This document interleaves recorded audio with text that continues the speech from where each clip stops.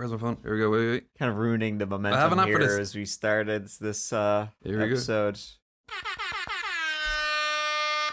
Nice. Anyway, so hey you and welcome. My name is Mike, and you're listening to one of our listener-patented bonus episodes. It's been a minute It has. since we've done listener stories. Sorry about that, folks. Just scheduling and all that. It's been we've been very, very busy, so it's hard. So usually we've been very, very busy. So when we do meet up, we want to make sure we get the regular main episodes. Yep. So hence why it's been a bit of a while since the last listener stories, which still gives me the creeps. I think I mentioned it before, but that one story of the Scottish guy who lived in the house that was beside the graveyard and the whispering in the ear. What was the whispering? I was like, I know you're awake. Yeah, that that scared good, the shit out of me. I do love doing these listener episodes. They're so much fun. Thank you to everybody who sends in your stories. We are delighted to be able to get back to it. Hopefully we can make it a bit more regular than it's been last year of 2024. I love these episodes. Oh, great. They're Okay. great. I think twofold. One, it's like you never know what you're going to get. That's true. And then there's not a lot of research. We just read what we're given. So it's always great. Nice and Very relaxing. easy because we do not need to do any research whatsoever, and I don't really read the stories at all before we do as I say, we do raw dog. Raw dog. Yeah. I don't read out the stories before I read them out to you guys live. I kind of just do a quick scan through, just to be like, oh, is this good or is this dumb bullshit, whatever. So I do try and get good ones, but these are not. I say this every time, but I just want folks to know that who send them in, and if we haven't read it out yet, we don't read them out in order. Very, very arbitrary. I think I was going through the documents it's 232 pages. Okay. Of listener stories, folks. So if we haven't gotten into it yet, hopefully one day we will. Yeah. But, steady on there, because we got a lot of stories to get to. Yeah. But in this whole episode, I'm going to read out a couple of stories, and so is my main man sitting across from me. So, yeah, I'm excited. This has been so long since we've done it. I think it was like September was last time. So what's this now? This is listener stories number 7 now, is it? It's listener stories number 7. Yes, Nice. exactly. Okay, yeah. Oh, man. Okay, I'm excited. All right, Keith, who should go first? Rock, paper, scissors? Okay. Okay. 1, 2, 3. Rock wins every time. All right, that means you can go first. You want to go? Okay, I'll go first. Here we go. Okay, the first one is from Julie. So it starts off. Hi, Mike and Keith. Love the channel and the podcast. May you continue to keep us entertained with your stories for the dark, because we love them. Hey, thanks, Julie. I always say, should we skip the compliments at the start? No. No, I like hearing it. Never. I like compliments. That's my Who favourite doesn't? part. Yeah. We're just going to end that story and going to move on to the next exactly. one. Thanks, Julie. That was great. So, I don't know if you're still collecting listener stories, we are, but I thought I'd share these with you as I'd be interested to know what your take on them is. So, I've never believed in ghosts, mediums and all that jazz, and the charlatans on TV have certainly done nothing to help that opinion. Those damn charlatans. Right, they ruin it for everybody. They do. But I have had a few things happen to me in the past that I simply cannot explain. Julie. Like most people, I get deja vus every now and again. Sometimes though, it's really intense and quite unnerving. The first time I remember it really freaking me out when I was still a teenager, when my family went on holiday to Yorkshire and one day decided to visit York. If you've never been, I recommend it. It's full of beautiful old Tudor buildings, especially along the Shambles. Google it, you'll see what I mean. Oh, that does look kind of cool. Oh, it's like a medieval style city, like it's for walkies. Holy shit. It looks real medieval. That like, actually does look cool. I mean, first off, I was like, York. But this actually looks pretty cool. It reminds me of, it's like Harry Potter. It does. It looks like a Diagon Alley for Diagon folks Alley. at home who are not familiar. It looks exactly. I wonder if that's where they filmed it. Like, it's a really narrow street. You couldn't fit a car down it, and it's the medieval style buildings. So the houses, they kind of like They're kind of coming in on each other. Yeah, they come in on each other as they go up. Like every floor is like jutting outwards, so they almost meet at the top. It looks really cool. Wow. Okay, Julie. Hey, you're knocking it out of the park so far. I'd never been there before, but when we entered the older part of the city, I knew exactly where I was, where each lane led to, and how to generally navigate quite a sizable part of the area. Now I realise, of course, this is not particularly spooky, but I'm just easing you in. Oh, be gentle with us. About a year or so later, on a lazy Sunday afternoon, my dad suggested we go out for a drive, just for something to do. As we were trying to decide where to go, he had suggested a place that would be perfect, as it was interesting and not too far from where we lived. The place he suggested was locally referred to as the Devil's Heartbeat. Oh, I mean, you're off to a good start. That's a pretty cool name, the Devil's Heartbeat. I like it. Yeah. I find a lot of those old places have, like, it's all to do with the devil and stuff. Yeah, there's always devils, the devil's waterfall, the devil's throat, devil's fucking balls, all this shit. Yeah, the devil's arse crack. Yeah, the devil's gooch. It was an old Victorian water pumping station, long since demolished now sadly, that got its name from the regular deep thuds that could be heard from the building when it was working, as they were the same regularity as a human heartbeat. Anyway, the pumping station lay on the edge of a field at the bottom of a hill and was a little walk away from the main road where we parked. As we were walking along the foot of the hill, I started to feel uneasy. Something just didn't feel right, although I couldn't say what or why. The further we went, the worse it got, to the point where I could feel the hairs on the back of my neck stand on end, and I literally got goosebumps in the middle of a sunny afternoon. Can you believe it? My gaze kept drawn to up the hill, and each time I looked, the feeling got a lot worse. It got so bad that I started to feel sick and I couldn't go any further, so I had to turn back. Yeah, I had enough of this. Yeah, that happens to me in a lot of walks as well. Yeah, I need to go home. I need to go to the pub. Yeah. The pub is the best part of a walk. Exactly, yeah. Like, every time we, like now, like myself and my wife, whenever we used to go out for a walk, like pre having a child, it was just like, it's a long walk, ends up in the pub, great. But now we have a child, we're just walking. It's just a long walk that never ends. Yeah, I know. Yeah, that sounds awful. What exactly did you have in mind? I don't know. Pub? So as soon as we got back in the car, I felt fine again, but we went home anyway just in case I'd got a bug or something.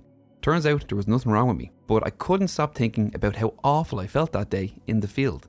A few hours later, my mum, who believed in all things spiritual, was chatting to a customer of hers who worked in our local library. Mum told her about the experience I had at the Devil's Heartbeat location, and it must have piqued her friend's interest, as the next time she saw her mum, she told her that she'd done a bit of digging through the old parish records and found that, I shit you not, the hill by the Devil's Heartbeat was regularly used to hang highwaymen and other criminals hundreds of years ago. Hell yeah! I'm not finished yet.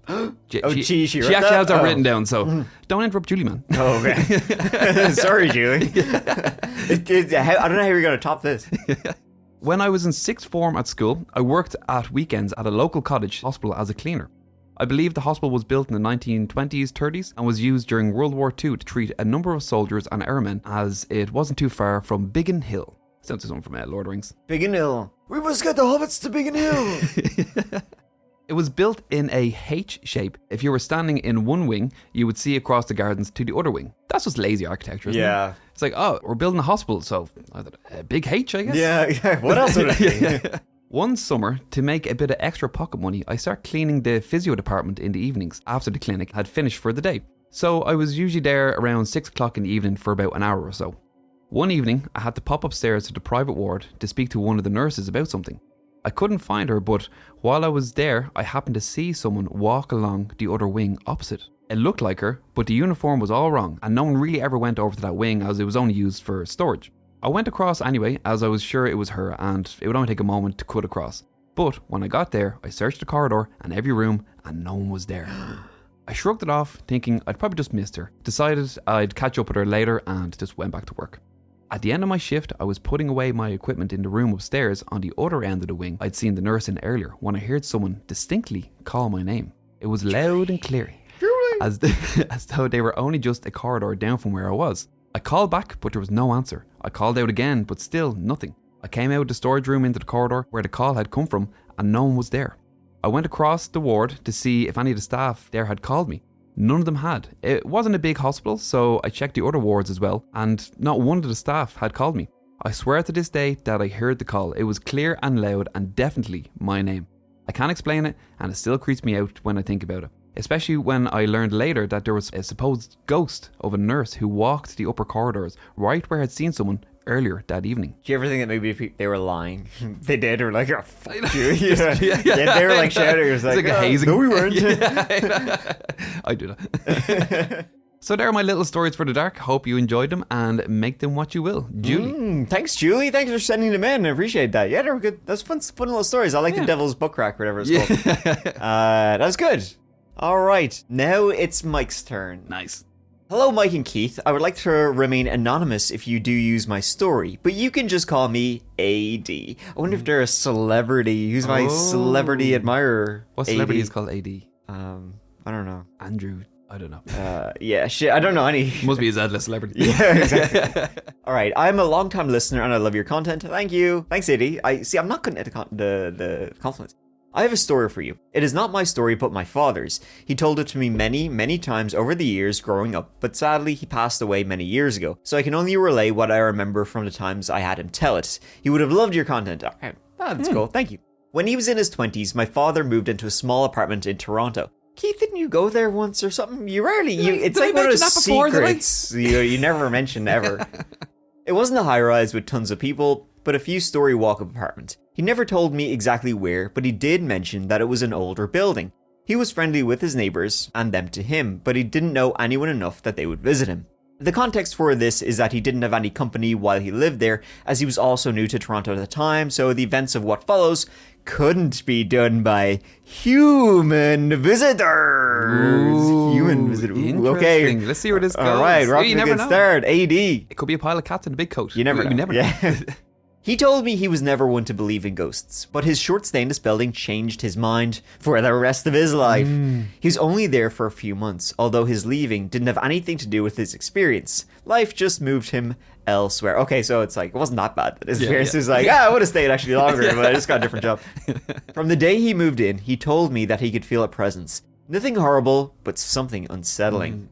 Since he didn't believe in that sort of thing, he shrugged it off as feeling alone and anxious in a new city, away from friends and family.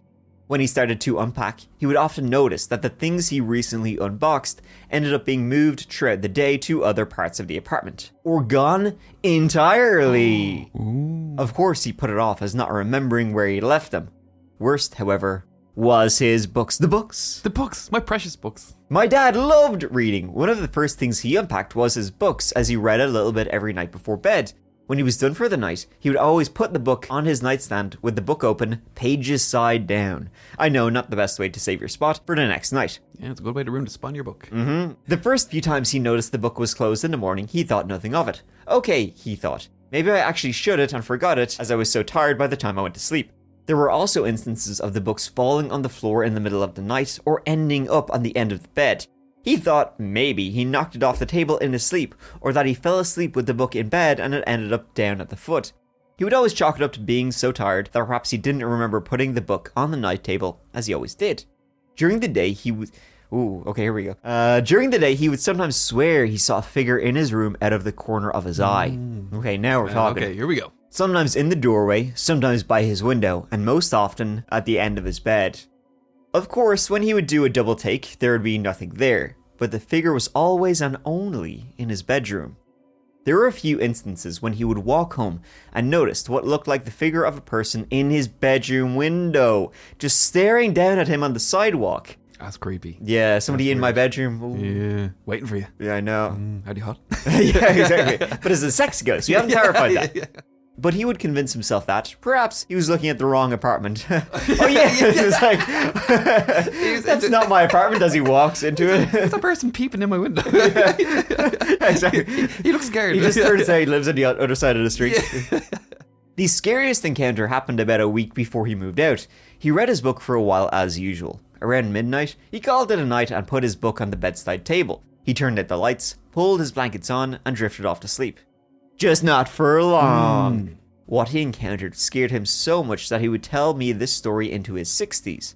I will preface this by saying, as terrifying as it was, he would always tell me that he did not feel like he was being threatened, just scared shitless, but I felt perfectly safe. I know, right? Yeah. Through all of his strangeness, the feelings of a presence, the missing or moved items, he never felt like he was in any danger. In fact, he felt like a very motherly type of presence watching him. And watching him she was. Ooh. About an hour after falling asleep, he was woken by the sound of creaking and the feeling of the end of his bed depressing, as if someone was sitting by his feet. He opened his eyes to see a figure at the end of his bed, sitting, staring. He was frozen in fear, thinking someone had broken in. I love it. Somebody broke in and just sits at the end of the bed. How are you doing? What you thinking about? As his eyes adjusted, he noticed that the figure had a blue aura about them. He said as he stared, she became clearer and clearer. Sat before him was a woman, older, potentially in her 70s or 80s. She wore a long white dress and she just stared at him, hands in her lap, smiling softly, just staring. After what he said felt like hours, but it was most likely more like minutes, he did the only thing he could think to do and pulled his blanket over his head, eyes wide, staring up into the darkness of his blanket. He felt the end of the bed rise as she stood up and listened to the creaking as she walked towards his head. Oh shit, I thought she was going to walk away. No, damn, Get closer. I always try to like figure out where this is going, and I get it wrong. Every time I'm wrong. He was too afraid to move or even look, but he knew she was there, watching him. He said he could feel a heaviness beside him. That's like, I know I've said before, that's one of those things I never get. Like, I feel if someone's in my room, at one point you thought it was a burglar, I would never put something over my head. I'd have to see what's going on. Yeah, that would just make it scarier by not seeing where this figure is. Yeah, that's more terrifying. Yeah. Like, you stop hearing them and then you look out and it's like, are they under the bed? Are they in the closet? I don't know. Are they in the bed beside you? Yep. It'd be like if you were swimming in the ocean and you knew there was a shark with you. Like, what are you going to do, swim with your eyes closed? Yeah. Like, no, I need to... Yeah, that's terrifying. Yeah. He heard his book hit the floor with a loud thud, and he closed his eyes tight, shaking. But he wasn't scared, threatened at all. He was fine. Through all of this, he told me he wasn't waiting for something horrible to happen. He didn't think he was about to be ripped from his bed, or that his blanket was going to be torn off him, but he was paralyzed with fear, as anyone might be seeing and feeling something so unusual. Ooh. I can't move, but I feel great. He said he could feel her eyes on him throughout the rest of the night, her presence never leaving his side. He never heard the creaking of the floorboards, signaling that she may have left. He just stayed awake the entire rest of the night, head under the blankets, eyes wide open. He didn't dare pull the blanket away from his face until he could tell that the sun was finally shining through his window and he no longer felt those eyes on him. The heaviness finally lifting from beside him. He slowly brought the blanket down past his eyes and was relieved to see that no one was there, but his eyes were drawn to the book on the floor. After a lot of consideration, he decided that he must have just had a horrible nightmare and knocked the book onto the floor, which woke him up. That he blended reality with his dream. It was the only explanation that got him out of bed and ready for the day. On his way out that morning, he ran into his next door neighbor, a young woman who he had seen around, but had never really chatted to outside of a polite greeting. That morning, however, something made him ask her the question that would cement in him what he experienced that night was paranormal and not a nightmare. I haven't read the next few lines, but I'm going to guess it's, she's been dead for 10 years. Okay, is this where we're going? Okay, here we go. Hey, this may be a strange question, but have you ever noticed anything odd in your apartment? Such as, she asked, but didn't seem too shocked by the question. This may sound crazy, but I felt like last night someone was in my room. Have you ever seen or felt anything like that? He thought she would write him off as insane, but instead she smiled and said, "Oh, you've seen her too." Ooh. To say that he was shocked would be an understatement. He was very shocked. "Who is she? What does she want?" he asked. Again, she just smiled and said, "I don't know the answer to either of those questions. I just know that I, and some others, have seen her a few times, but she doesn't frighten us. I think she may just be lonely and curious. Have you noticed anything missing? I think she may also be a bit of a hoarder." You know, a hoarder of other people's property is also called a thief. Yes, exactly. We got a thief ghost. My father stood there in complete shock and told her that yes, things were often moved or missing completely, and his books were often moved or knocked over. Apparently she laughed at this and told him that books were also often moved around and that maybe she just really likes to read. She told him that, although the first few times are scary, he shouldn't worry about her, best to ignore her and let her do her thing. He did say that he would be leaving soon, so he hoped to find everything missing as he packed. She told him that he shouldn't be surprised if there's one thing he won't find no matter how hard he looks. At that, she wished him luck and went on her way. At the end of the week, on his last day in that building, he told me he had spent hours scouring the apartment. He found everything, even if they had been in places he never would have put them. Except one. The night before, when he went to sleep, he read, as always, put his book on the stand, as usual, and drifted off to sleep. That morning, however, he noticed that his book was gone completely. Not closed, not on the floor, not even on the bed. And that book was the Bible. This bitch. Yeah, until the day he passed, he swore up and down that he looked in every part of the small apartment, but he never found that book. When he finally left, he decided that, perhaps, she just wanted souvenirs from her roommates, and he was happy to let her have it. He recalled that, before he shut the door, he called out into that seemingly empty apartment, "I hope you like the book. I personally was really enjoying it." Fucking bitch. And with that, he closed the door and left. He did look back at the building as he walked away, thinking perhaps he would see her figure standing in the window, looking down at him as he had seen so many times before, but there was no one in the window, no figure watching over him, just the empty room where he had the most terrifying, unusual, and memorable night of his life, and where he had left his half-read book, perhaps being finished by a ghost. AD, smiley face. That was good. I enjoyed that story, AD. Thank you for sending it in. I would have liked if it was like when he was leaving the building and then he turned back, you look up at the window and it's just the ghost holding his book, giving him the middle finger. Yeah, my book now. Mine now. Okay, this is... Oh, that's handy. If you read this, you tend to like to know who we are. I'm Sarah from Kentucky. Great, thanks Sarah from Kentucky. Several hours away from the impossible to pronounce Louisville. Louisville.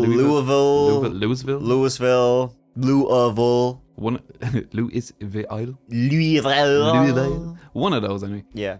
Hey, boys. First of all, I just want to say how much I love you both. Mike, I've been watching that chapter since nearly the beginning. And Thank you. Adore the addition of Keith on the podcast. Ah, thank you. Thank you. I have you guys on nearly constantly, and I've listened to all the episodes more times than I can count. Wow. Since you've been telling your viewers stories, I've been thinking about sending it in my own. I grew up in what I would consider an extremely haunted house. Ooh, okay, off to a good start here. And narrowing down the story I wanted to share was actually kind of hard.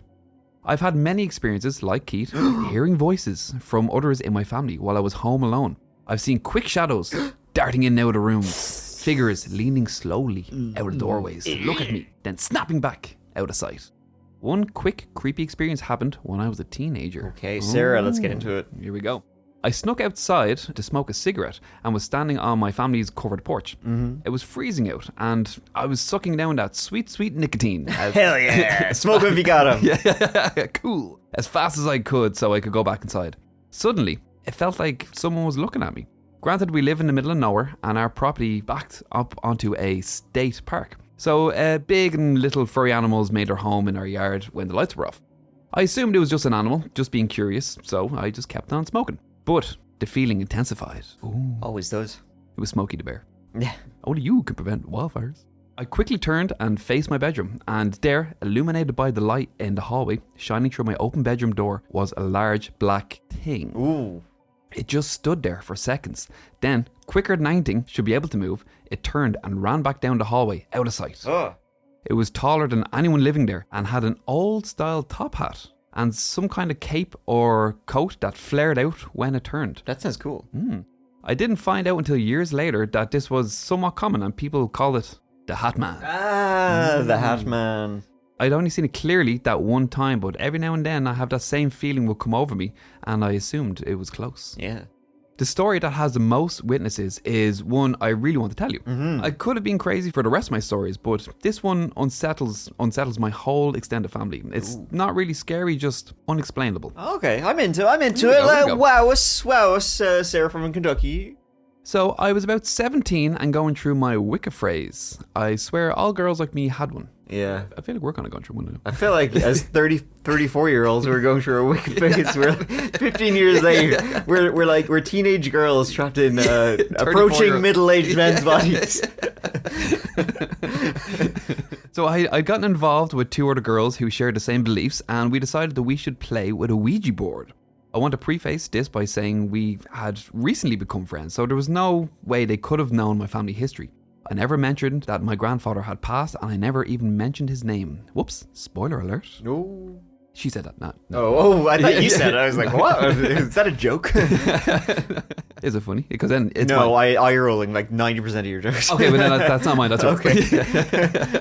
We sat around on my friend's bed, the three of us, placing our fingertips on the planchette and started asking our questions. Nothing happened for a while, then the planchette started moving, slowly at first and then faster, spelling the word fire over and over. We all assumed it was the others just moving it, and honestly, that was half the fun. Whatever it was just kept spelling out fire until the girl whose house we were at forcefully said, "Stop it," and the pointer stopped moving. So we asked who we're talking to, and immediately it starts spelling out a name. Smokey the Bear.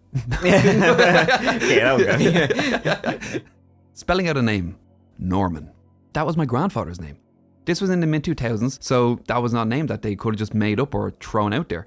I also want to reiterate, there was no way they could have known I had a grandfather who passed or that his name was Norman. My blood froze at that moment.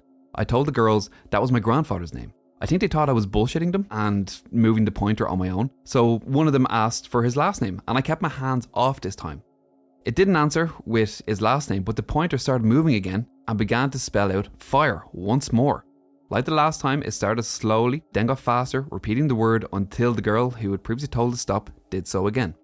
I put my hand back on the planchette and started writing what it said. We kept asking questions. What fire? It. House.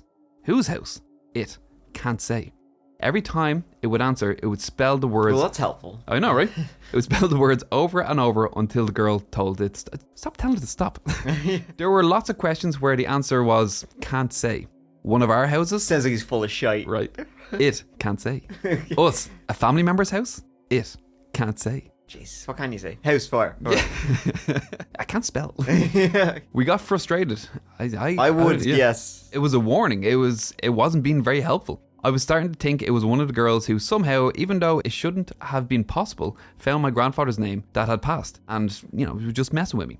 Finally, we asked, well, how does the fire start? And it answered, CD player. Okay. At this point, we'd been talking to the thing for over an hour, and that answer didn't make any sense, so we closed the conversation. None of it made sense. Either it was one of us, a ghost named Norman, who maybe died in a house fire. Caused by a CD player? Or it was my grandfather. We pretty much forgot about it and went on to smoke a little of the devil's lettuce and listen to a bit of music. I went home the next day, just in case, told my mum what had happened. She was pissed that I had messed with a Ouija board. She had her own stories about them and didn't like them. She told me that my grandfather Norman was petrified of fires, and it was something he would obsessively worry about when she was a girl. She called all of her siblings, there were several, and told them all the story, urging them, just in case, to unplug their CD players when they weren't home. And that was that. Until it wasn't. Ooh. 2 weeks later, my cousin, who had inherited my grandfather's house, called. His house burnt down. My grandfather's house burnt down.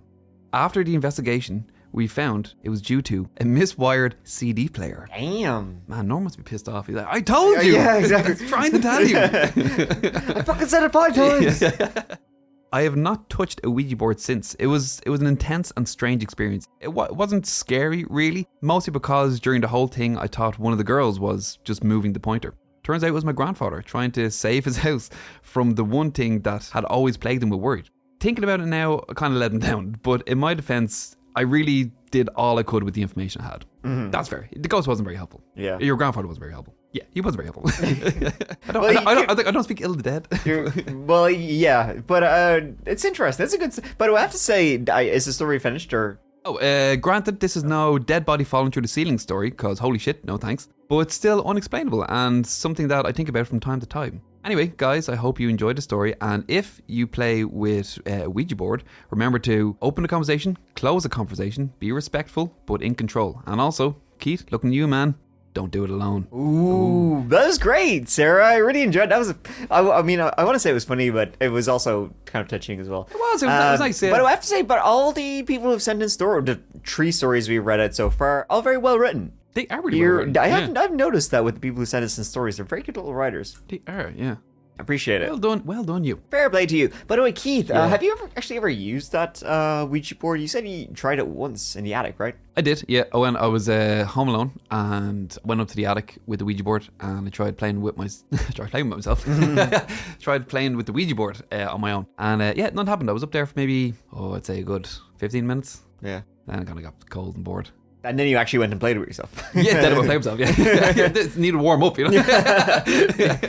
All right, so nothing actually happened though. Didn't say no, say shit. Yeah, maybe I didn't give it a chance. Maybe I didn't give it long enough. You know, maybe 15 minutes is enough. Yeah. Maybe I'm doing it wrong. Maybe the batteries weren't in. Yeah, because my dad, I've said this before, I think in the podcast. My dad warned me against using Ouija boards. He said he was warned by. I think I've kind of briefly mentioned this before. My dad is like a little bit kind of spiritual. Yeah. He's into like ghosts and stuff like that. Unlike I would say most of the rest of the family, including myself. But he was advised by like a medium or somebody to stay away from Ouija boards. And so he's always like that to me. He's like, oh, don't touch one. I still think we should. I know, but I'm dying to do it. I feel like I would go with. I am, which is weird because I'm usually very like not like that. But I don't know. I just feel like it'd be one of those things where I would like go crazy myself just because I'd used it. Like nothing would happen. I don't actually believe anything would happen, but like mentally, I would like develop fucking schizophrenia. You know that kind of thing, or like I would like I would hear a noise and be like, oh, it was the Ouija board. Yeah, you know.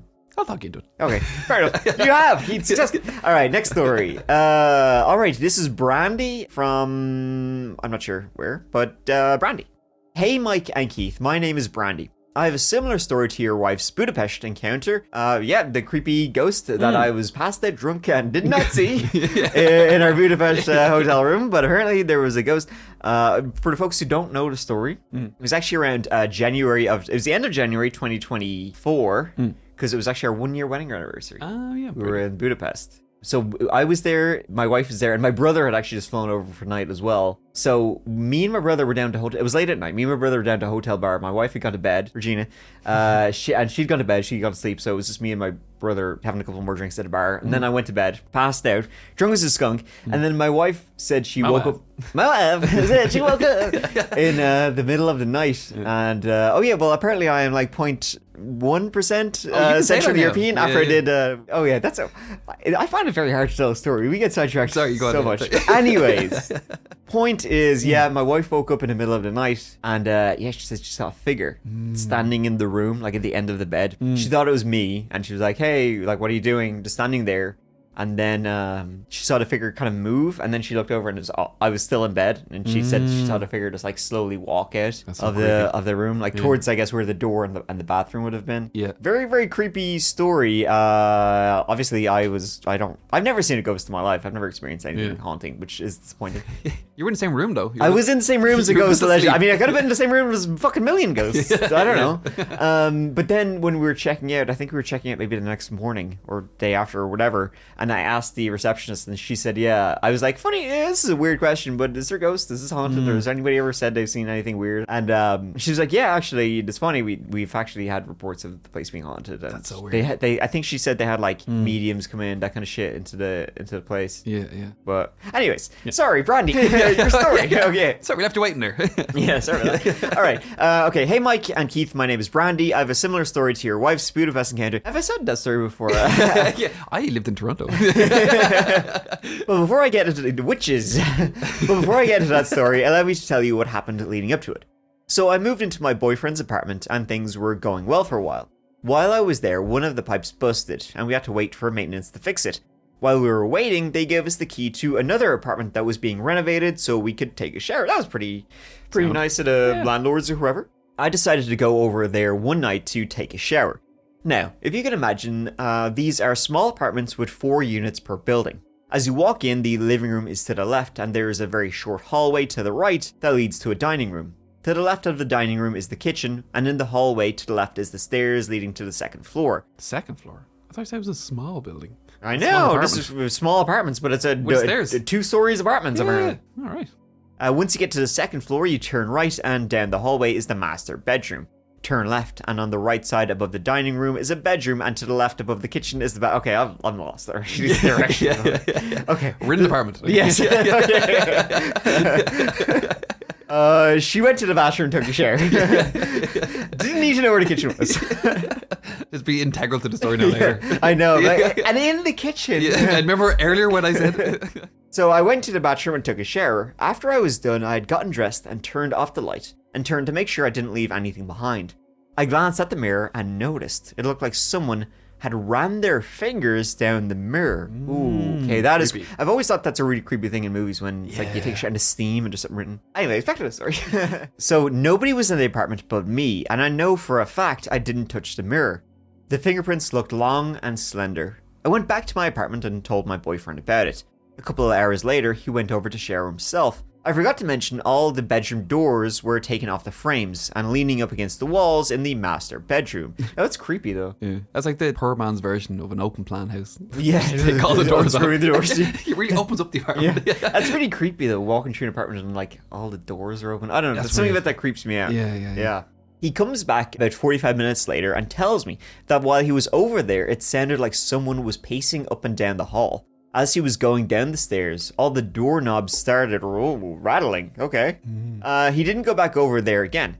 Several days later, after our pipes got fixed, I went to take another shower in our apartment this time, because fuck the peeping Tom ghost in the other apartment. Boyfriend came up to use the toilet as I was getting out. He went back downstairs, and shortly after I followed suit. I shut off the light so it was pitch black except for a nightlight in the master bedroom.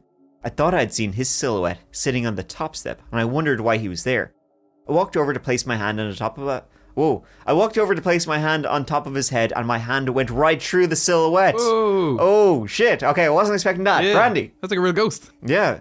I chalked up to my eyes, adjusting to the darkness. I went downstairs. I saw him laying on the couch. I plopped on the other couch and ended up falling asleep. Are you just going to neglect to mention to your boyfriend, oh, hey, I thought I put my hand through a ghost's head, and I thought it was you 2 seconds ago. It didn't come up, okay?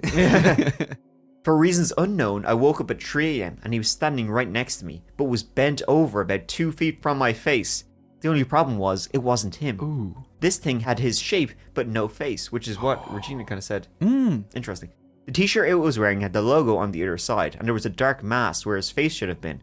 I jumped up faster than you can imagine, and the thing disappeared. I looked over to the couch where my boyfriend was, and he was asleep, so it wasn't him that was standing over me. I had never been so afraid in my life. We had his aunt smudge our apartment, and everything seemed okay after that. All I have to say is, fuck that peeping Tom ghost. That's weird. That's weird. That's very, very creepy. Yeah, that's actually kind of not like at all what my wife experienced in that hotel room in Budapest, because that was just a figure. Nobody was getting up in her grill. Yeah, that was messed up. It's like a changeling or like a mimic spirit or something. You know, like copying a boyfriend. Yeah, that's very, very creepy. I'd kind of find it hard not to be offended that the ghost didn't want to mimic me. Like, am I not good? Kind of took a look at me and went, ugh, no. Pass. Nah, not you, buddy. Yeah, not you. Yeah. All right, that was a great story, Brandy. Thank you. All right, next story. Okay, here we go. Hi there, Mike and Keith. I'm Alyssa from Massachusetts. I've been watching that chapter on YouTube for a number of years now, and I always appreciate the respectful way you deliver true crime stories, with not only facts, but a bit of dark humor when appropriate. I just recently started listening to the podcast, and I'm really enjoying it. Thank you. I do love the beginning banter between you both. We do too. I've listened to some of the listener episodes and wanted to share a couple very interesting events that happened to me and my mom. I'm stock full of paranormal stories that started back from when I was a toddler, when we lived in a small apartment, the top floor of an old 3-story house that was for sure full of energy, paranormal activity if you will. My brothers and I would all see the same thing in the corner of our eye, and whenever we would look up, we would see the shadowy figure of a man with a hat. The Hat Man. The Hat Man's back. This fucking guy. Yeah. The shadow would then scurry away right in front of our eyes, moving unnaturally fast, which is like the other story. It of the is. one who said she's seen the Hat Man in her house. I love the idea of like the Hat Man. He's like, shit, you seen me? He has to run off. Plus the usual doors slamming, hearing the front door open and footsteps running in through the house past the kitchen and into another room. But when we would check who came in, seconds later, there would be nobody there. I could go on and on about the house, I mean you can, and many other stories that had happened to me since then. The two main stories that I would like to share with you are about my mother, Catherine. She passed away in 2018 from cancer, and I honestly do still feel her presence with me every day. I witness how our relationship carries on in other ways, and I'm comforted daily by still being able to feel the deep connection we shared. The first story has been told to me by my mom countless times. It was one of the many experiences she had when she came close to death, but then her life was saved by this outside force. However, she still had the choice. My mother, Catherine, was around 10 years old when this story happened, so circa 1960. She grew up in a busy road, at the time and still today, in northeastern Massachusetts. Oh, funny you say northeast. I'm wearing a Gansey. That's a North Shore. That's cool. Jumper sweater right now. It's North Shore, the better shore, and it's got all the counties of the North Shore. There we go. It was meant to be. I got it in the District Clothing in Salem, which is a very cool little store. It's all made there locally and designed there. Oh, nice. I got you a t-shirt. You got a Salem t-shirt there too. Which one? The gray one. Oh, I love that with one. the house. Yeah, on the that's front. awesome. Yeah, they designed it all and printed it all locally, so it's kind of cool. All right. So as my mother would say, every day after school, the bus would drop her and her younger sister Anita off at a bus stop just a few houses down from theirs, a short walk away. This particular drop-off seemed like any other. The bus stopped and they exited together, making their way inside the house. My mom said they were only left alone for a half hour after they got out of school each day until her mom, my grandmom, would get home from work. My grandmother, much like my mom, was always a very cautious woman. Even though they were not alone each day for very long stretches of time, she always told my mom, make sure as soon as you get home, you lock the door and never open it for anyone you don't know. The pointer came out, folks, just for emphasis. They both entered the house through the back door, per usual, that day, and Kathy locked the door behind them. Then Anita went to the living room to watch TV, and Kathy decided to make a snack and sit at the kitchen table. A few minutes later, Kathy heard a knock at the kitchen door and looked up to see a stranger looking in at her through the window of the door. Ooh, okay. I don't like terrifying. this yet already. I'd rather a ghost than some fucking weirdo. Okay. Yeah. Okay, this is what he said.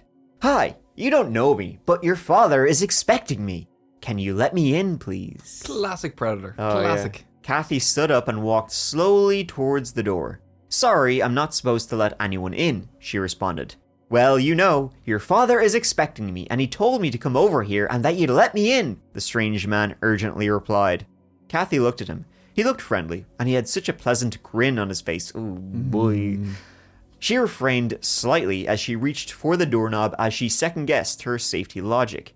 Well, he says he knows my dad. Maybe I'd better let him in and not be rude, she thought. Uh-oh, she slowly unlocked the door chain and then rested her hand on the main door lock. Just as she was about to twist the lock and open the door, she heard a booming voice within her mind. It was stern, direct, but compassionate. What did your mother say? It asked. Never open the door to someone you don't know. Kathy froze, taken aback by this crisp, clear, directive voice. She immediately thought, well, I'd better listen to what it's saying. She divinely trusted her gut and her intuition in that moment and backed away from the door. This immediately irritated the man. What did I tell you? Your father knows me. Open up the door now, he commanded. I'll never let him in now, she thought as she locked the chain back in the door. The man's face turned beet red as he angrily pounded on the door now. Open the door, he yelled. Kathy ran in a panic to the nearby living room. Anita was small, so she decided to hide her in the living room closet behind the ironing board. What's going on? Anita asked. A bad man is trying to get into the house. Stay here hiding and don't move, Kathy pleaded. Kathy ran to the other side of the living room where the locked front door was. She contemplated running out the front door to get help, but figured it was safer to hide inside in case she wasn't quick enough, and he caught her. This is like nightmare fucking fuel. This isn't like a fun ghost story. Terrifying, yeah. I can't even joke about this. Yeah. This is like, fuck me. She stood at the bottom of the stairs that led to the second-story bedrooms and could hear the rattling of the window panes in the kitchen as he tried to open them up. Her legs were shaking. She bolted up the green carpeted stairs and hid underneath her bed, shuddering and still hearing the banging of the downstairs windows, and praying he would not be able to get into the house or find them. Best look downstairs, Anita. Yeah. She can't remember for sure how long she was hiding, but in her terrified state it seemed like forever. She remembered it got very quiet after a while, and then all of a sudden she was jolted by the sound of another knock again. She held her breath in fear, but then this knock was thankfully followed by a familiar voice. Her mother was home from work. Kathy, she called out, the chain is locked. Let me in. It's the guy doing your mom's voice. I know where this is going. Kathy ran downstairs in relief to open the door for her mother. The angry man and his car were gone. She later explained everything that had happened to both of her parents and how she almost opened the door but then locked it and hid. I remember I always got goosebumps when she said her father replied with, I was not expecting anyone. After that day, my grandmother wasn't taking any chances of him coming back and trying his luck again. She had both of them stay with a family friend for that half an hour after school until she got home from work. My mom would say she used to have nightmares after that for months of the man's angry face and him trying to get in. She always suspected, especially since they lived on a busier street, that he'd been watching them and that he knew just how much time he had before an adult would be home. The whole terrifying. Yeah, the idea of like he's stalking them. Yeah, Yeah. it's creepy as shit. I wonder if there's like, what was it, 1960s? I wonder if there's like any like kidnappings or anything like from that time in that area. Well, I mean, 1960s, yeah, that shit Probably happened all not, the time, yeah. The whole event was very troubling to my grandmother. The brazen attempt left her feeling so angry and afraid. Years and years later, after my grandmother had passed, I remember my mom told me she had a dream of her telling her, it's alright, Kathy, he can't hurt you anymore. My mom always took this as my grandmother, now passed, saw or knew what became of this man, and that he most likely also passed away, or was in jail. We'll never truly know what the man's intentions were to this day. I can hazard a fucking guess, right? But we can bet they were not good. I do know that if that intuitive guardian voice did not speak up, or if my mother had ignored it and opened the doors. Anyways, I might not be here typing this story out to you now. I'm thankful to that voice, my mom's instincts, and for you taking the time to read this story that has always been a profound memory of my mother's that always left me pondering, maybe there is so much more to existing than we know. If there is time, and there is, I'll give you the second one. We'll allow it. The first story was actually scary. It was terrifying. I think that's the thing about this. The stories we get sent in is like the real ones are like always way more fucking. The ghost stories are like fun. Yeah, it's too real. Yeah, this is like this is like a real murder. Like I like it. Like, but if you have any, do definitely keep sending them in. Oh yeah, keep awesome. sending them all in. You know the drill. Yeah. Okay, here we go. This is the second story. So if there is time, the second creepy yet intriguing story I have for you is something that happened to both me and my mom in the summer of 2006. I was 16. Oh, we're the same age, Alyssa. I was also born in 1990. She was 16 in 2006. Oh, okay, sorry. Yeah. You were also in 1990s. I was 90. Yeah, we're both 1990s. Yeah. Age good buddies. Yeah. A fine vintage. Yeah. So I was 16 and it was a late night on the family computer for me, mostly chatting online and listening to music. This was the good old MySpace days, so I remember scrolling the bulletins and I had stumbled across a video and a news article about a teenage girl named Anna from the other side of the country. She was just a year older than I was at the time, and there was this beautiful tribute video of her. From the looks of all the activity online, seemed to have really struck a chord with a lot of people. The girl had been stabbed as she was working, randomly, by a mentally ill man just looking to hurt a woman. The news report said she was caught off guard and stabbed in the chest from behind as she was cleaning a table at a restaurant job. She ended up passing away and the man ran off, but was caught nearby afterwards, and they found the kitchen knife he used in the stabbing nearby as well. The whole story was just so tragic and sad, I couldn't stop thinking about it. I've always been very empathetic, but I remember sitting there in my raw emotion. Maybe it was because she was so close to my age, or that it was so random, but I wondered in my mind, I can't even imagine how scary that must have been. I wondered what she must have been thinking and feeling in that moment. I stared at the computer screen for a while and then exited the browser trying to slow my thoughts and come back to my center. I've always been intrigued by true crime, but something about this case struck a nerve with me and I was clearly not alone. I then looked at the time and realized how late it was. I remember it being almost 3 or 4 in the morning or something to that effect. I decided I should probably call it a night, so I shut down the computer and went to bed. The next morning I woke up and I remember the first thing my mom said to me when she saw me was, "I had the scariest dream last night," with her eyes wide. Ooh. Let's see where this is going. Really? I asked, intrigued. What happened? Oh, it was awful. Fuck. Okay, she said, I don't know what it was, but I guess I was a waitress or something. I remembered I was wiping down this table and all of a sudden this man came over behind me out of nowhere. I couldn't understand why he stabbed me. I was so confused and it all happened so fast. I remember the pain was so real. It was like this deep pain in my chest. I knew the wound was so bad. Then, all of a sudden, the pain started to go away. It was less intense and I felt lighter, and I thought in the dream, well, I must be dying then. Are you kidding? You really had a dream like that last night? I asked her in astonishment. She confirmed, and I asked her to describe what the man had looked like in her dream. She went on to describe the man in full detail. She said he was a medium build with messy light brown blondish hair. I was baffled. The man I saw from the news article looked just as she described. I went to the computer and pulled up the article I'd been looking at in the early morning hours with the man image, and she gasped and pointed at the screen. That's the man who stabbed me in my dream. I went on to explain to her that the dream she had last night vividly matched the news story I just so happened to read, and was thinking about that same night. I also realized my mother could have been very well dreaming this, just as I was reading, and then pondered about it shortly afterwards. My mother seemed just as confused and creeped out as I was, and I know not enough time had passed where she could have read about the story on her own in between either. My mom was not computer savvy whatsoever and had only watched and read local news either way, and this happened on the other side of the country. The whole thing was bizarre yet very fascinating. I'll ponder how bizarre and fascinating the story was. To me, it was as if the late night hours mixed with my raw empathetic pondering and my mom's dream state all conspired to give me an inkling of something beyond what is possible to know. Pretty interesting though. That is yeah, I like that, yeah. Now that my mom has passed, I miss her so much, but it's this memory and many others like it that remind me our connection was deep and still lives. I'm actually in the midst of writing a whole book full of these interesting, paranormal, intuitive circumstances from my mom's life. Little tribute to her that I hope to have published next October. I will ponder it when it's released, and you can email us. Word of the day. Yeah. That sounds great. Thank you for taking time to read these and for your consideration. Alyssa out. That was fun. I enjoyed this. Honestly, the first story, though, was fucking terrifying. Yeah. But that's what we're all about, man. Yeah, that is. That hits the nail on the head. All right, folks. That will do it for Listener Stories Part 7. Hope you enjoyed this old tale. I enjoyed all the stories. There's some great-ass stories. They're good. They're great, yeah. We're actually going to record another one very, very soon because we want to keep them coming, you know? Keep the... train wheels going. on turning. All right, so folks, as you know, fresh main episodes out every single Monday with the occasional bonus episode, kind of whenever. Yeah. Yeah, just whenever it's out. You'll get it when you get, okay? Yeah, exactly. Quiet dogs, you'll get it when you get it. All right, thanks, folks. Love ya. See ya. Pondering is such a fun word. Yeah, I get it.